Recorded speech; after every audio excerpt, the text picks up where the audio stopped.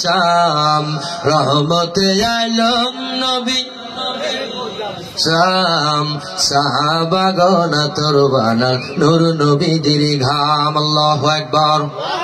নবীজি আমাদের মতো না, সাহাবীরা প্রমাণ করেছেন আমাদের সালাম আর নবীজির সালাম কি এক? বলেন বলেন। সালামের মধ্যে পার্থক্য।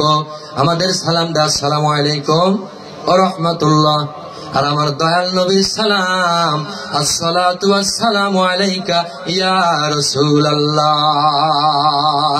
কারণ কি? কারণ উম্মতের প্রাণের উম্মতের কাছে 24 ঘন্টা নবী হাজির এবং নাজির। এজন্য ইয়া শব্দ, এজন্য ইয়া শব্দ। ইমানদার মুসলমান, আর আমরা এখন কবরে রাখবেন 40 দিন পর আর খুঁজে পাওয়া যাবে না। এই জন্য আমাদের সালামের মধ্যে পার্থক্য আছে না নাই? ও বন্ধুরে, এই সিংরা এটা গোরস্থান কিনা? বলেন তো, কবরের সালাম দাঁড়ায় না বইসে? বলেন বলেন। সালামটা হচ্ছে আসসালামু আলাইকা ইয়া আহলাল কবর। বাবা ইয়া বলেন কেন? ইয়া মানে তো বর্তমান হাজির।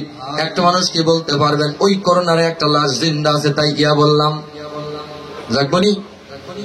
আর আমার নবী রওজা মুবারকে 24 ঘন্টা উম্মতের জন্য দোয়া করতেছে।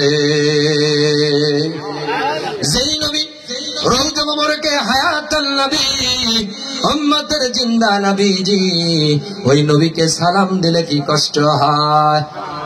সালাতুন ইয়া রাসূলুল্লাহ আলাইকুম, সালামুন ইয়া হাবিবাল্লাহ আলাইকুম, সালাতুন ইয়া রাসূলুল্লাহ আলাইকুম, সালামুন ইয়া হাবিবাল্লাহ। এই সালামটা সর্বপ্রথম আল্লাহ পাক আরশে আজিমে আমার নবীকে দিলেন। সুবহানাল্লাহ পড়েন। এই সালামের অপোজিট ব্যাখ্যা হলো জুসনে জুলুস। কি নাম? জুসনে জুলুসের ভালো বাংলা হলো আমার নবী যে আসবে ওই আগমনী বারতা।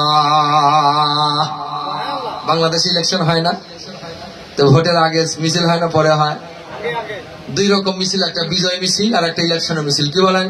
ওই যে আমার ভাই তোমার ভাই এই মিছিলটা আগে হয়। কি বলেন?